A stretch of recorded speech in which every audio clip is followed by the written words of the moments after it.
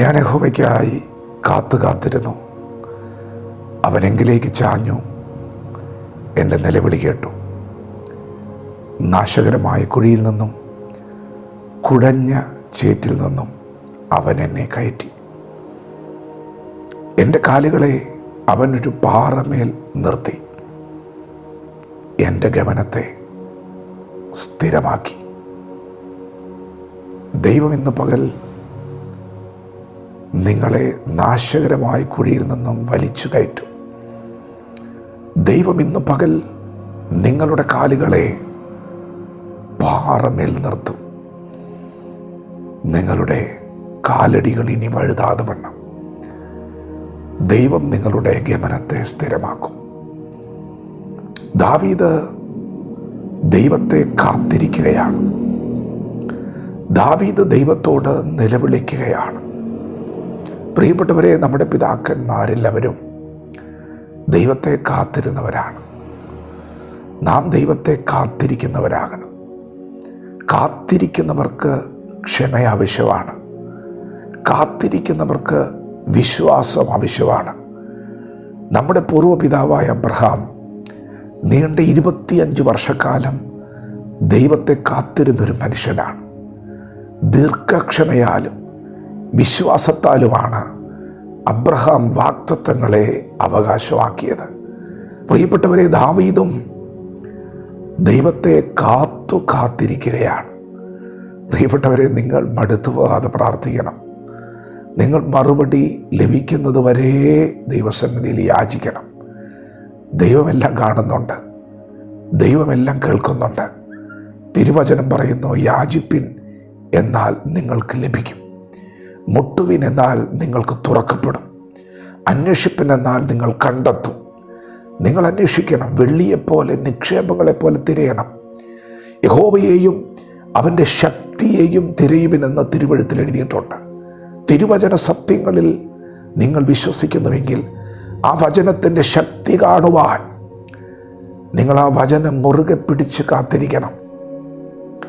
യേശുവേ, ദാവീദ് പുത്ര, എന്നോട് കരുണ തോന്നണമേ എന്ന് നിലവിളിക്കുന്ന കനാന്യ സ്ത്രീ തൻ്റെ മകളുടെ ഭൂതോപദ്രവം മാറുവാൻ യേശുവിൻ്റെ പുറകെ തന്നെയാണ്.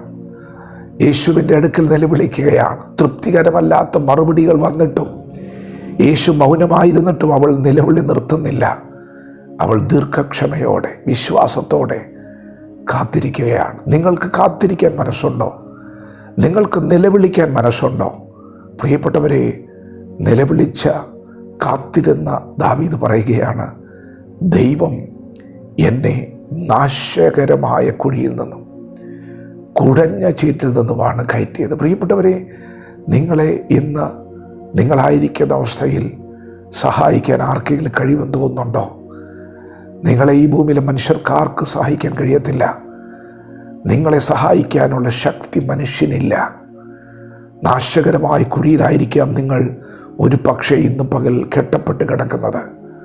കുഴഞ്ഞ ചീറ്റിലായിരിക്കാം നിങ്ങളുടെ കാലുകൾ ആഴ്ന്നിറങ്ങിയിരിക്കുന്നത്. പ്രിയപ്പെട്ടവർ, ഭാരപ്പെടണ്ട.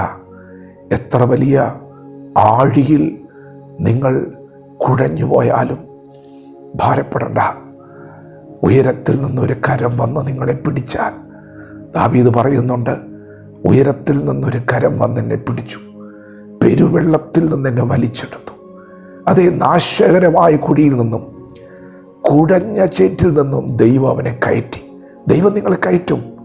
എത്ര വലിയ ആഴിയിൽ നിങ്ങൾ ആണ്ടുപോയാലും നിലവിളിക്കുന്നവന് വേണ്ടി ദൈവം ഇറങ്ങി വരും. കാത്തിരിക്കുന്നവന് വേണ്ടി ദൈവം പ്രവർത്തിക്കും. പ്രിയപ്പെട്ടവരെ, അവനെ ദൈവം കയറ്റി. അവൻ്റെ കാലുകളെ ഇന്നലകളിൽ വഴുതിപ്പോയ, ഇടറിപ്പോയ, കുഴഞ്ഞ ചേറ്റിൽ ആണ്ടുപോയ, ചവിട്ടിക്കയറാൻ കഴിയാതെ വണ്ണം കാലുകൾ ഉറച്ചു നിൽക്കുമാറാക്കുന്ന ദൈവത്തിൻ്റെ സന്നിധിയിൽ ദൈവത്തിൻ്റെ മുഖത്തേക്ക് നോക്കിയപ്പോൾ ആ കാലുകളെ ദൈവം ഒരു പാറയിലാണ് നിർത്തിയത്. ഇനി ഒരിക്കലും വഴുതിപ്പോകാതെ വണ്ണം, ഇടറിപ്പോകാതെ വണ്ണം ദൈവം നിങ്ങളെ ഉറപ്പിക്കും. ക്രിസ്തുവാകുന്ന പാറയിൽ നിങ്ങളെ ദൈവം ഉറപ്പിക്കും. വിട്ടുപിരിയാനാകാത്ത ഒരു ബന്ധത്തിലേക്ക് ദൈവം നിങ്ങളെ കൊണ്ടുവരും. വിശ്വസിക്ക്. നിലവിളിക്കുന്നവർക്ക് വേണ്ടി, കാത്തിരിക്കുന്നവർക്ക് വേണ്ടി ദൈവം അത് ചെയ്യും. അവൻ എൻ്റെ ഗമനത്തെ സ്ഥിരമാക്കി. പ്രിയപ്പെട്ടവരെ, ദൈവം ഇന്ന് പകൽ നിങ്ങളുടെ ഗമനത്തെ സ്ഥിരമാക്കും. പ്രാർത്ഥിക്കുന്നവൻ്റെ ഗമനത്തെ, കാത്തിരിക്കുന്നവൻ്റെ, നിലവിളിക്കുന്നവൻ്റെ ഗമനത്തെ ദൈവം സ്ഥിരമാക്കും. യഹോവയ്ക്കായി കാത്തിരിക്കാം, യഹോവയോട് നിലവിളിക്കാം. യഹോവ ജീവനുള്ള ദൈവമെന്ന്, കാത്തിരിക്കുന്നവർക്ക് വേണ്ടി പ്രവർത്തിക്കുന്ന ദൈവമെന്ന് വെളിപ്പെടുത്താൻ പോവുകയാണ്. വചനത്തോട് പ്രതികരിക്കാം. ദൈവം നമ്മെ ഓരോരുത്തരും ഈ പകൽ അനുഗ്രഹിക്കുമാറാകട്ടെ. ആമേൻ.